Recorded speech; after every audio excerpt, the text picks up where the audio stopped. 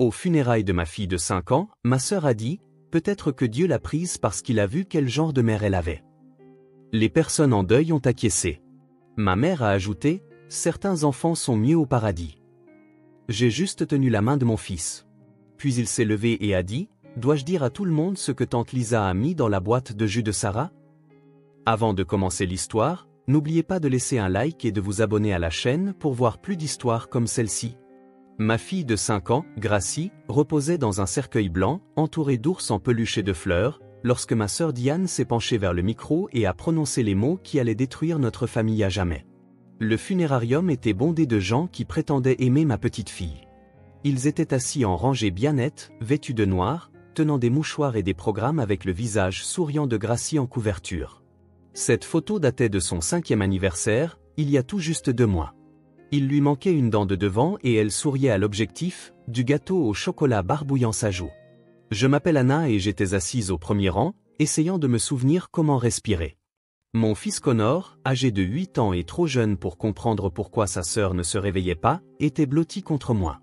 Sa petite main serrait la mienne si fort que je pouvais sentir son pouce s'emballer à travers ses doigts. Derrière nous étaient assis mes parents, Eleanor et Robert. Ma mère m'avait déjà fait 3 remarques sur mon apparence ce matin-là. « Anna, n'aurais-tu pas pu faire quelque chose pour tes cheveux? Les gens nous regardent. » Comme si mes cheveux avaient la moindre importance alors que mon bébé était mort. Diane se tenait au pupitre comme si sa place était là. Ma sœur aînée, toujours parfaite, toujours en contrôle. Sa maison n'avait jamais de jouets qui traînaient par terre. Ses enfants ne lui répondaient jamais. Son mari ne l'avait jamais quittée pour une femme plus jeune. Elle tamponnait ses yeux avec un mouchoir, bien que j'ai remarqué qu'ils étaient complètement secs. Peut-être que Dieu l'a reprise parce qu'il a vu le genre de mère qu'elle avait, dit Diane, sa voix portant à travers la pièce silencieuse. Ces mots m'ont frappé comme un coup de poing. J'ai senti Connor se raidir à côté de moi. Autour de nous, des gens hochaient la tête en signe d'approbation. Madame Patterson, la voisine. Les amis du club de lecture de Diane.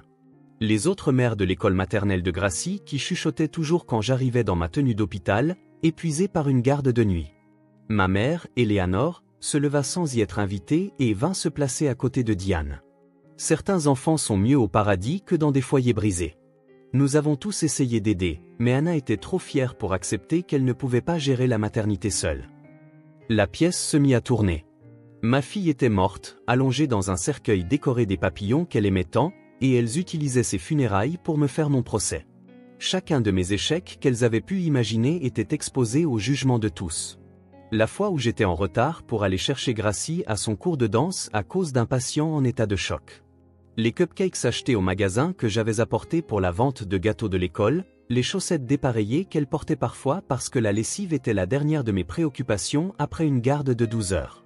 Je voulais me lever et leur hurler dessus. Je voulais leur parler des chansons que Gracie et moi inventions pendant les trajets en voiture.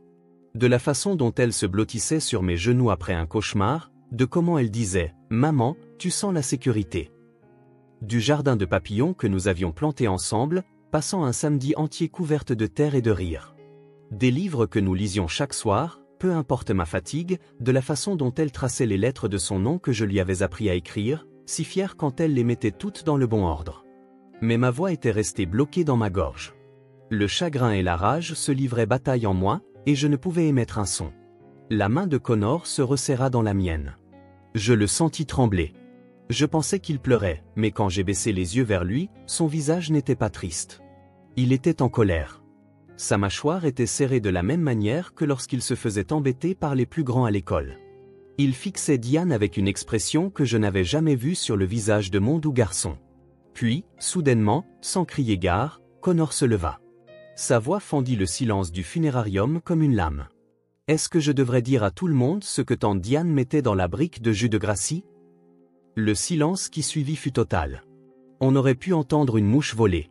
Chaque personne dans ce funérarium se tourna pour fixer mon fils de 8 ans. Le visage de Diane passa de la contenance à la panique en moins d'1 seconde. Le mouchoir tomba de sa main. « Connor, mon chéri, tu es confus. Tu es en deuil. Assieds-toi, mon cœur. » Mais Connor ne s'assit pas. Il resta là, dans son costume trop grand pour lui, celui que nous avions acheté il y a à peine 3 jours. Parce que qui garde des vêtements de deuil pour un enfant de 8 ans? Il paraissait si petit, mais si féroce, tel David face à Goliath. Je ne suis pas confus, dit Connor. Je t'ai vu. Tu m'as dit que c'était des vitamines, mais Gracie a dit que les vitamines ne rendent pas le jus pétillant. Elle m'a dit qu'elle lui donnait une drôle de sensation. Ma mère tenta d'intervenir. Anna, maîtrise ton fils. C'est déplacé. Mais quelque chose s'était brisé en moi. Mon bébé était mort, et mon fils essayait de nous dire quelque chose d'important. Laisse-le parler, dis-je, ma voix plus forte que je ne l'aurais cru. Connor me regarda, et je vis maintenant des larmes dans ses yeux, mais aussi de la détermination. Maman, j'aurais dû te le dire plus tôt. Je suis désolé. Je suis tellement désolé. Me dire quoi, mon chéri? Ce que tante Diane mettait dans le jus de Gracie? Les pilules blanches qu'elle écrasait quand elle pensait que personne ne regardait. Le médicament qui, disait-elle, aiderait Gracie à être une gentille fille. Le funérarium explosa. Les gens altèrent, se levèrent, se mirent à parler tous en même temps. Mais je n'avais Dieu que pour Diane, dont le visage parfaitement composé s'était enfin fissuré, révélant quelque chose de laid en dessous. Ma fille était morte. Ma sœur l'avait droguée. Et mon fils de 8 ans était le seul assez courageux pour dire la vérité dans une pièce remplie d'adultes qui préféraient me blâmer plutôt que d'affronter le véritable monstre parmi nous. Le matin des funérailles de Gracie commença comme un cauchemar dont je ne pouvais me réveiller. Je me tenais dans ma chambre, fixant la robe noire que je n'avais jamais voulu porter. Il était 6 heures du matin et la maison semblait anormale sans le bruit des pas de Gracie courant dans le couloir, sans sa voix criant « Maman, je peux avoir des pancakes ?» Elle voulait toujours des pancakes le samedi, et nous étions samedi. Connor était assis sur mon lit, serrant l'éléphant en peluche préféré de Gracie. Elle l'avait appelé Monsieur Cacahuète parce qu'elle disait que sa trompe ressemblait à une coque d'arachide. Connor ne l'avait pas lâché depuis que nous étions rentrés de l'hôpital il y a 3 jours. « Maman, est-ce que je dois lui dire au revoir aujourd'hui ?» demanda-t-il, sa voix petite et brisée. Je m'assis à côté de lui et le serrai contre moi. « Nous le devons tous les deux, mon chéri, mais elle sera toujours avec nous, juste ici. » Je posai ma main sur son cœur, sentant ses battements contre ma paume. « Tante Diane dit que Gracie est heureuse maintenant, » dit Connor. Mais quelque chose dans son ton me fit le regarder plus attentivement. « Elle dit que Gracie est mieux là où elle est. »« Et toi, qu'en penses-tu » demandai-je. Il resta silencieux un long moment. Je pense que Gracie était déjà heureuse. Elle aimait notre maison. Elle aimait notre famille, même si on n'a pas de piscine comme tante Diane. La relation avec ma sœur avait toujours été compliquée. Diane avait 4 ans de plus et avait tout fait selon le manuel de nos parents. Elle avait épousé Paul juste après l'université, un diplôme de droit de Harvard déjà en poche pour lui. Ils avaient acheté une maison en banlieue avec un garage pour 3 voitures et une piscine. Ils avaient eu 2 enfants, espacés d'exactement 3 ans, tous 2 en école privée, prenant des leçons de violon et apprenant les bases du mandarin. J'avais suivi un chemin différent, école d'infirmière tout en travaillant de nuit dans un restaurant. J'avais épousé mon amour de lycée, Tommy, qui s'est avéré aimer sa secrétaire plus que sa famille. Divorcé à 29 ans avec 2 enfants et une montagne de dettes. Mais je m'étais battu pour mes enfants. J'avais fait des gardes doubles pour garder notre petit appartement, puis économisé assez pour un acompte sur une minuscule maison de 2 chambres avec un jardin juste assez grand pour le jardin de papillons de Gracie. Diane avait gardé Gracie plus souvent depuis le divorce. Non pas parce que je l'avais demandé, mais parce qu'elle avait insisté. « Tu es débordée, Anna », avait-elle dit, se présentant à ma porte avec son maquillage parfait et son sac à main de créateur. « Laisse-moi t'aider. C'est à ça que sert la famille. » Ma mère, Éléanore, l'avait soutenue. Bien sûr, Diane a de l'expérience, Anna. Ses enfants s'épanouissent. Peut-être que Gracie pourrait bénéficier de passer du temps dans un environnement plus structuré. Les critiques étaient constantes, mais toujours enveloppées dans une fausse sollicitude. Éléanore venait nous rendre visite et réorganisait ma cuisine, faisant claquer sa langue devant la vaisselle dépareillée que nous avions trouvée dans des vides-greniers. Les enfants ont besoin de cohérence, Anna. Ils ont besoin de vrais repas à des heures fixes. Venant d'une femme qui nous avait nourris de plats préparés 5 soirs par semaine quand j'étais enfant, mais apparemment, l'amnésie des grands-mères avait fait son effet. Mon père, Robert, était plus silencieux, mais non moins critique. Il glissait des billets de 20 $ dans la poche de Connor en chuchotant, pour quand ta mère oublie de te donner de l'argent pour le déjeuner. Je n'oubliais jamais l'argent pour le déjeuner. Pas une seule fois. Mais le récit était établi. Anna le désastre. Anna l'échec. Anna qui ne pouvait pas gérer la maternité seule. L'accident s'est produit il y a 3 jours, un mercredi après-midi. Diane était allée chercher les 2 enfants à l'école. Elle le faisait souvent le mercredi, quand je travaillais de jour. Connor faisait ses devoirs dans son salon immaculé pendant que Gracie jouait avec la collection de jouets éducatifs de Diane. Tout dans la maison de Diane était éducatif. Même les collations étaient accompagnées de fiches pédagogiques. L'appel est arrivé à 15h47. Je me souviens de l'heure exacte parce que je regardais ma montre, pensant à ma pause dîner. La voix de Diane était étrange, trop calme. « Anna, il y a eu un incident. Gracie s'est effondrée. Nous sommes à Saint-Maries. » Le temps que j'arrive à l'hôpital, grillant les feux rouges avec mes feux de détresse, mon bébé était parti. Les médecins ont parlé d'une grave réaction allergique, possiblement compliquée par une dépression respiratoire. Mais Gracie n'avait aucune allergie. Je l'avais fait tester 2 fois à cause des antécédents familiaux d'allergie aux arachides de Tommy. Rien. Elle pouvait tout manger. Connor était là quand c'est arrivé. Il était au sous-sol de Diane en train de jouer aux jeux vidéo, la seule activité non éducative qu'elle autorisait parce que Paul avait insisté sur le fait que les garçons avaient besoin d'un peu de temps d'écran. Il avait entendu l'agitation. Il était monté pour trouver Gracie sur le sol de la cuisine, Diane hurlant à Paul d'appeler le 911. Depuis, Connor était différent, plus silencieux. Il fixait le vide pendant de longs moments, puis me regardait soudainement comme s'il voulait dire quelque chose. Mais quand je lui demandais, il secouait simplement la tête et serrait Monsieur Cacahuète plus fort. « Maman, » dit Connor maintenant, alors que je fermais la fermeture éclair de ma robe noire. Gracie n'aimait plus aller chez tante Diane. « Que veux-tu dire ?» Elle disait que les briques de jus avaient un goût bizarre. Elle disait qu'elle lui donnait sommeil et mal au ventre, mais tante Diane disait qu'elle devait tout boire. Chaque goutte. Le funérarium était plus rempli que je ne l'avais prévu. La classe de maternelle de Gracie était venue avec leurs parents. Mes collègues de l'hôpital occupaient 3 rangées. Des voisins, des parents éloignés, même le facteur qui gardait toujours des autocollants pour Gracie se tenait au fond. Mais au premier rang se trouvaient les gens de Diane, son club de lecture, ses amis de Pilates, les autres mères parfaites de son quartier parfait qui me regardaient comme un exemple à ne pas suivre. Diane avait insisté pour faire un éloge funèbre malgré mes protestations. Ce matin-là, elle m'avait coincé dans le salon familial du funérarium. Je connaissais Gracie mieux que quiconque, Anna. Je passais plus de temps de qualité avec elle que toi. Tu étais toujours au travail, toujours fatiguée, toujours distraite. Laisse-moi faire ça. Laisse-moi lui rendre hommage correctement. J'avais voulu me battre, mais mes parents étaient apparus, la flanquant comme des gardes du corps. Laisse Diane parler, avait dit Eleanor. Elle est meilleure en public. Tu vas juste t'effondrer et mettre tout le monde mal à l'aise. Alors maintenant, Diane se tenait au pupitre, portant une robe noire qui coûtait probablement plus que mon hypothèque mensuelle. Elle ajusta le microphone avec une aisance étudiée. Derrière elle, le cercueil de Gracie reposait au milieu des fleurs. Les papillons sur les poignées du cercueil semblaient se moquer de nous tous. Mon bébé avait aimé les papillons parce qu'elle disait qu'ils prouvaient que les changements pouvaient être beaux.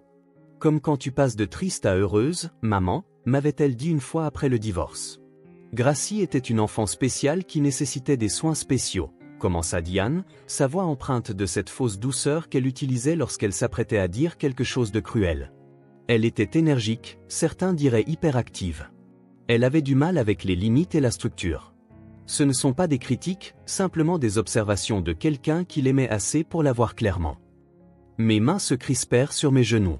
Connor se serra davantage contre moi, et je pouvais le sentir trembler. Certains d'entre nous ont essayé de combler les lacunes, continua Diane, me regardant maintenant droit dans les yeux. Nous avons essayé de lui donner la stabilité dont elle avait tant besoin, la nutrition adéquate dont elle avait besoin, l'attention qu'elle méritait. Je lui ai ouvert ma maison, je lui ai donné de la cohérence, une routine, les choses dont les enfants ont besoin pour s'épanouir. Elle ment, chuchota Connor, si bas que moi seul pouvais l'entendre. Gracie n'aimait pas la routine. Elle disait que tante Diane avait trop de règles. Diane continua. Nous avons fait de notre mieux pour compenser le chaos dans sa vie. Les horaires irréguliers, la nourriture industrielle, le manque de supervision adéquate. Mais parfois, malgré tous nos efforts pour aider, la tragédie frappe. Peut-être que Dieu a vu que certaines situations sont tout simplement trop brisées pour être réparées. La pièce était complètement silencieuse. Je pouvais entendre mon propre cœur battre dans mes oreilles. Elle se tenait aux funérailles de ma fille, les transformant en une performance sur la mère terrible que j'étais. Puis Eleanor se leva, sans y être invitée, et vint se tenir à côté de Diane, ma propre mère se joignant à l'attaque. Diane a raison. J'ai vu Anna lutter avec la maternité dès le premier jour. Elle était dépassée quand Connor est né. Et ça n'a fait qu'empirer avec Gracie. Les gardes de nuit à l'hôpital, nourrir les enfants avec des plats à emporter, les laisser se coucher tard, regarder des films au lieu de lire des livres éducatifs. Elle se tourna pour s'adresser à la foule comme s'il s'agissait d'une sorte d'intervention. Nous avons essayé d'aider. Nous avons proposé de payer une nounou, mais Anna était trop fière. Nous avons suggéré que Gracie pourrait bénéficier de vivre avec Diane pendant la semaine d'école, juste le temps qu'Anna remette sa vie en ordre, mais elle a refusé. Et maintenant, regardez où nous en sommes. Plusieurs personnes hochèrent la tête. Madame Patterson, la voisine, qui avait une fois appelé les services sociaux parce que Connor jouait dans notre jardin sans surveillance pendant 10 minutes pendant que je courais à l'intérieur pour éteindre la cuisinière. Les amis du club de lecture de Diane qui ne m'avaient jamais parlé directement, mais qui chuchotaient beaucoup quand elle pensait que je ne pouvais pas entendre. Même mon père détourna le regard, son silence aussi accablant que leurs paroles. Peut-être que Dieu a repris Gracie parce qu'il a vu le genre de mère qu'elle avait, dit Eleanor, sa voix se brisant d'une fausse émotion. Certains enfants sont mieux au paradis que dans des foyers brisés. Au moins maintenant, elle est en paix. J'avais l'impression que la pièce tournait. Je voulais me lever et hurler. Je voulais leur parler de toutes les nuits où j'étais resté éveillé avec Gracie quand elle faisait des cauchemars, chantant la chanson spéciale que nous avions inventée sur les papillons courageux. Les samedis matins que nous passions à faire des pancakes aux formes amusantes, même si Diane disait que les pancakes n'étaient que du sucre et des glucides. La façon dont Gracie m'aidait avec mes fiches de révision pour l'école d'infirmière, prétendant qu'elle pouvait lire les grands mots médicaux, inventant des définitions idiotes qui nous faisaient rire aux larmes. Je voulais leur dire que Gracie n'avait pas besoin de leur structure parfaite. Elle avait besoin d'amour, et elle en avait. Elle avait tant d'amour. Mais ma voix était gelée. Le chagrin m'écrasait, et leurs paroles ajoutaient un poids que je ne pouvais supporter. Puis je sentis la main de Connor se resserrer dans la mienne. Il tremblait plus fort maintenant, mais quand j'ai baissé les yeux, j'ai réalisé que ce n'était pas de tristesse. Son visage était rouge, sa mâchoire serrée. Il avait exactement la même expression que le jour où il avait tenu tête au tyran de 5e année qui s'en prenait à un enfant plus jeune.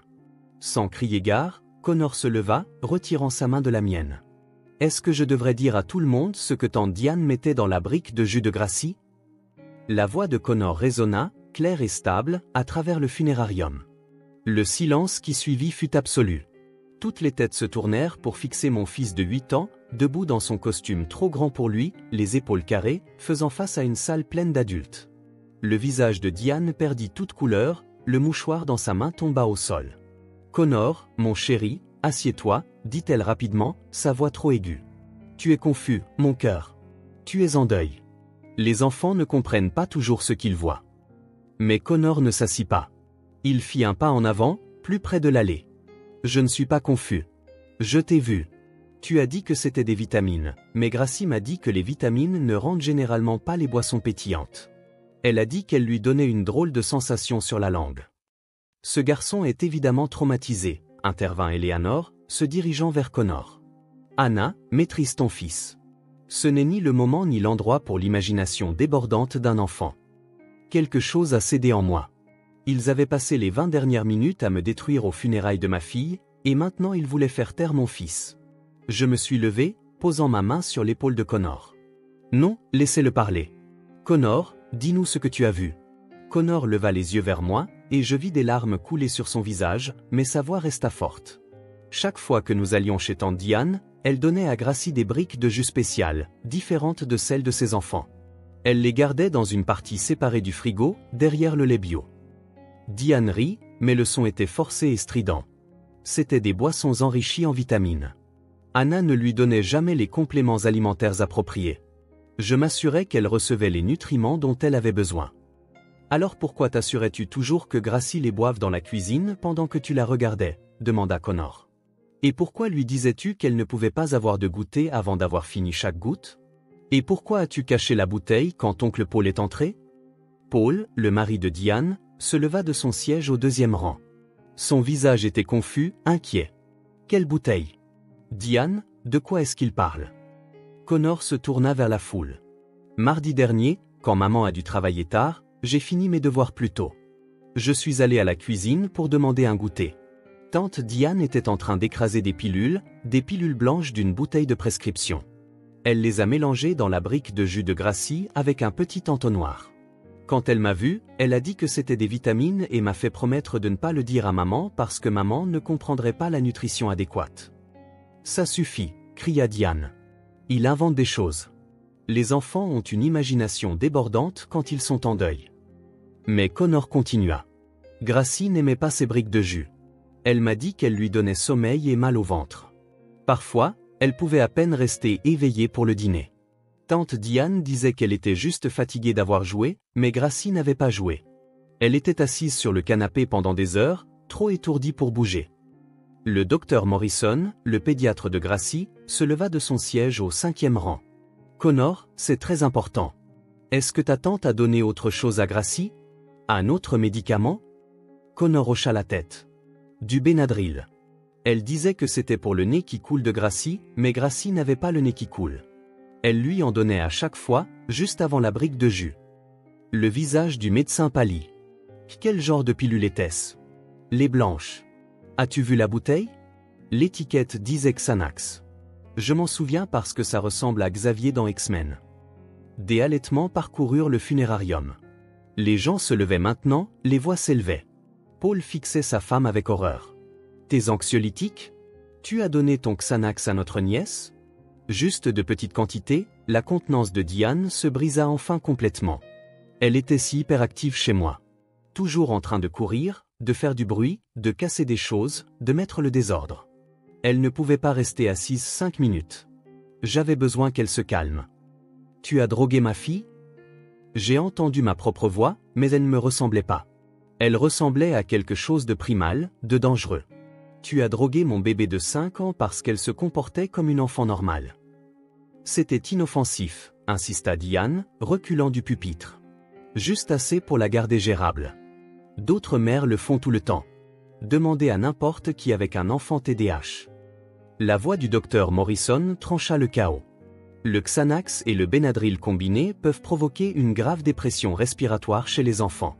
Une dépression respiratoire mortelle. La combinaison aurait ralenti sa respiration à des niveaux dangereux. Connor parla de nouveau, sa petite voix portant d'une manière ou d'une autre par-dessus le bruit.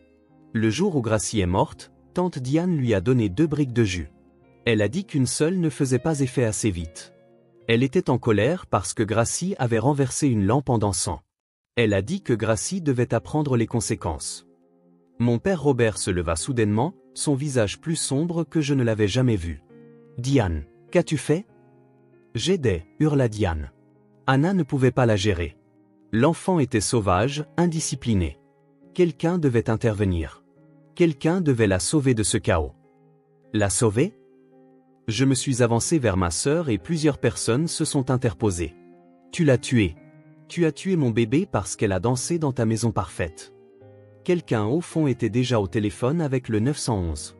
Je pouvais les entendre donner l'adresse du funérarium, dire quelque chose à propos d'aveux de mise en danger d'enfants, possible homicide. Le funérarium a sombré dans un chaos total.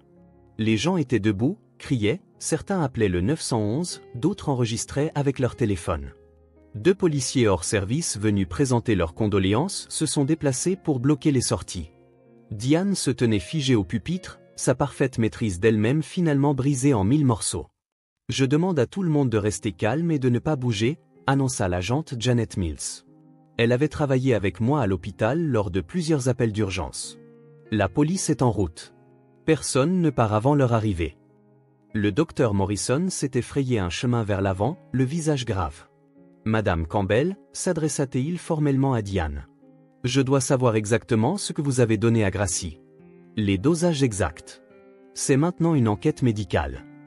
Je veux un avocat, dit Diane, la voix tremblante. Je ne dirai rien sans avocat. Tu viens d'avouer devant 200 témoins, dit Paul, sa voix creuse de choc. Mon Dieu, Diane, nos enfants.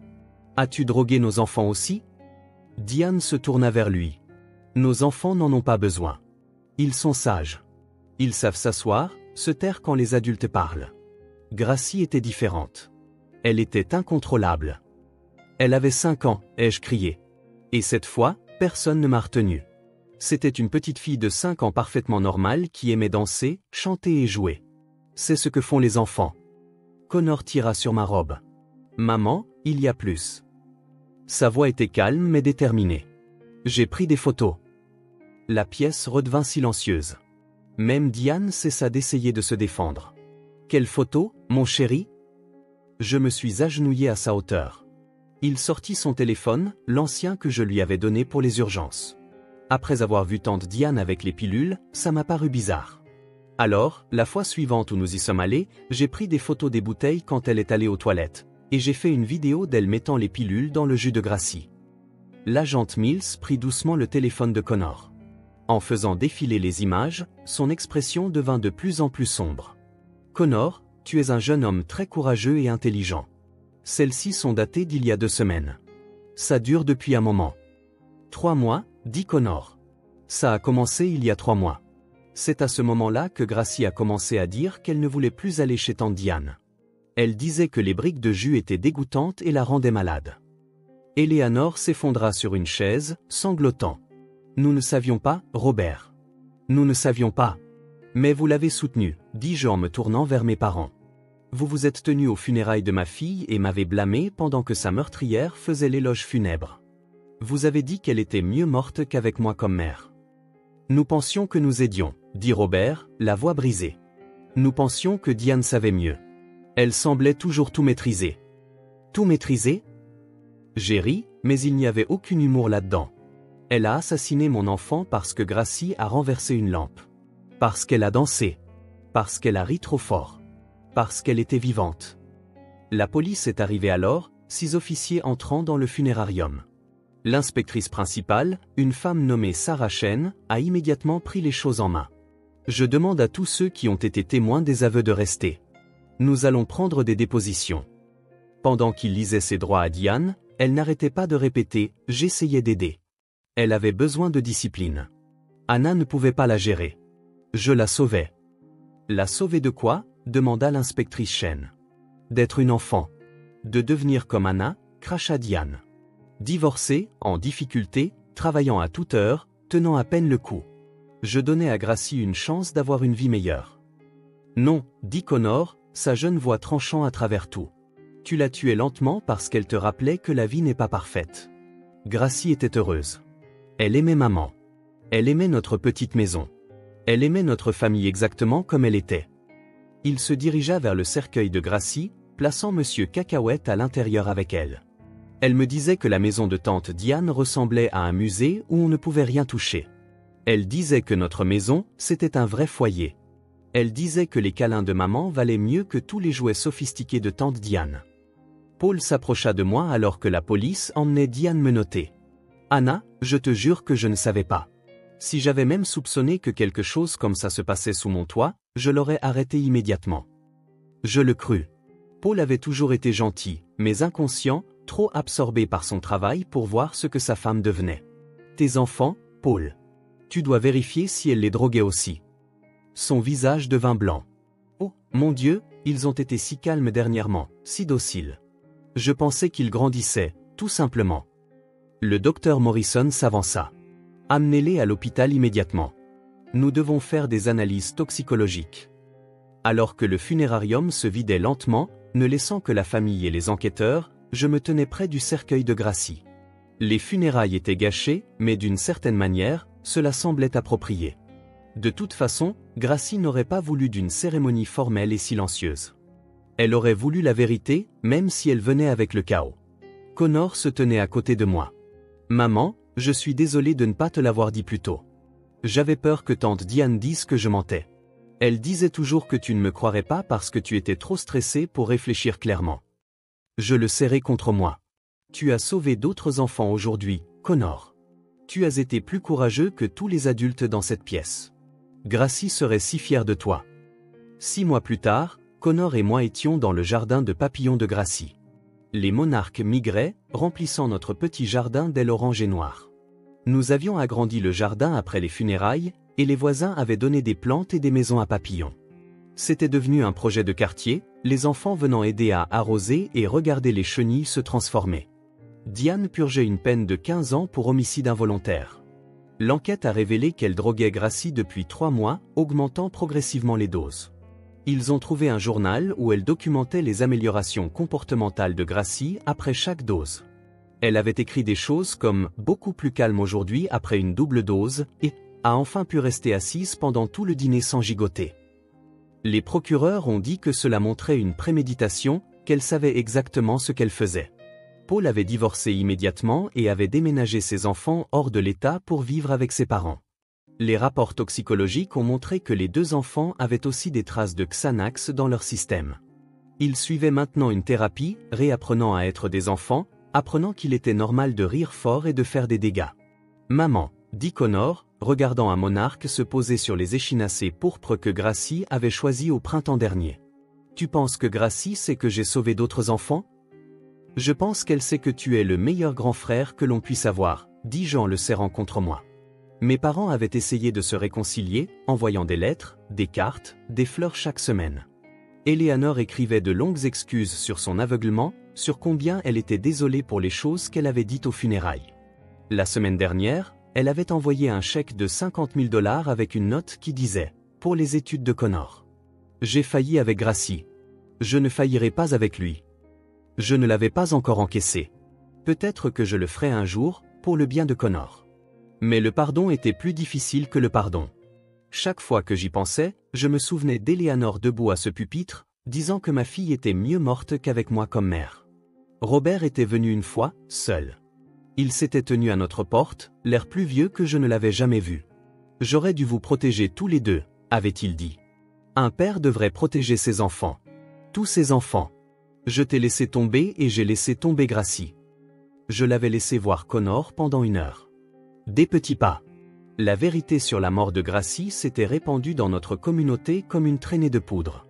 Les mères qui m'avaient jugé, qui avaient chuchoté sur mon rôle de parent, m'approchaient maintenant avec des excuses pleines de culpabilité. Madame Patterson s'était effondrée en larmes à l'épicerie, implorant mon pardon pour avoir appelé les services sociaux cette fois-là. Je lui ai dit que je lui pardonnais, mais j'ai quand même changé d'épicerie. Mes collègues à l'hôpital s'étaient mobilisés autour de nous. Ils avaient créé un fonds pour la thérapie de Connor et avaient couvert toutes mes gardes pendant le procès. Le docteur Morrison avait témoigné en tant qu'expert, expliquant comment la combinaison de médicaments avait lentement empoisonné mon bébé. Il avait pleuré à la barre, s'excusant de ne pas avoir remarqué les symptômes lors du dernier examen de Gracie. Personne n'aurait pu savoir, lui avais-je dit plus tard. Elle donnait l'impression d'être une enfant somnolente. Diane s'en était assurée. Connor était devenu une sorte de héros à l'école, le garçon qui avait tenu tête aux adultes, qui avait sauvé d'autres enfants d'une personne dangereuse. Mais il ne voulait pas de cette attention. Il voulait juste que sa sœur revienne. « Maman, » dit-il maintenant, alors que nous étions assis sur le banc que nous avions installé près du jardin. J'ai pensé à ce que Gracie dirait de tout ça. Qu'est-ce que tu penses qu'elle dirait ? Je pense qu'elle serait en colère que tante Diane ait essayé de la changer. Elle aimait être bruyante et rigolote. Tu te souviens quand elle disait qu'elle voulait être une tornade de papillons quand elle serait grande ? J'ai ri. Vraiment ri pour la première fois depuis des mois. Elle disait qu'elle tournerait si vite qu'elle créerait une tempête de papillons partout où elle irait. C'est un peu ce qu'elle a fait, dit Connor, montrant le jardin plein de papillons, juste différemment de ce qu'elle avait prévu. Nous sommes restés assis là en silence, à regarder les monarques danser dans le soleil de l'après-midi. La vérité avait été laide et douloureuse, mais elle nous avait aussi libérés. La mort de Gracie n'était pas mon échec en tant que mère. Ce n'était pas parce que je travaillais trop ou que j'achetais des cupcakes au magasin ou que je la laissais porter des chaussettes dépareillées. C'était parce que quelqu'un qui prétendait l'aimer avait aimé le contrôle davantage. Une petite fille de la rue est entrée en courant dans le jardin, poursuivant un papillon. Sa mère a commencé à la rappeler, puis s'est arrêtée, laissant son enfant être joyeux et libre. C'était le véritable héritage de Gracie. Chaque parent de notre quartier laissait maintenant ses enfants être un peu plus bruyants, un peu plus désordonnés, un peu plus vivants. « Maman », dit Connor en me prenant la main. « Tu étais la meilleure maman pour Gracie. Tu la laissais être elle-même. C'est ce qu'elle aimait le plus. » Et pour la première fois depuis ce jour horrible, je l'ai vraiment cru. Gracie avait été parfaitement imparfaite, merveilleusement sauvage, magnifiquement elle-même, et je l'avais aimée exactement comme elle était. C'était la vérité qui comptait, la seule vérité qui durerait. Merci d'avoir regardé cette histoire. Si elle a touché votre cœur ou vous a rappelé de chérir les enfants sauvages et merveilleux de votre vie, veuillez la partager avec quelqu'un qui a besoin de l'entendre. Laissez un commentaire ci-dessous sur la façon dont vous laissez les enfants être des enfants. Et n'oubliez pas de vous abonner à notre chaîne pour plus d'histoires vraies et puissantes qui doivent être racontées. Rappelez-vous, parfois la chose la plus parfaite chez un enfant est sa belle imperfection.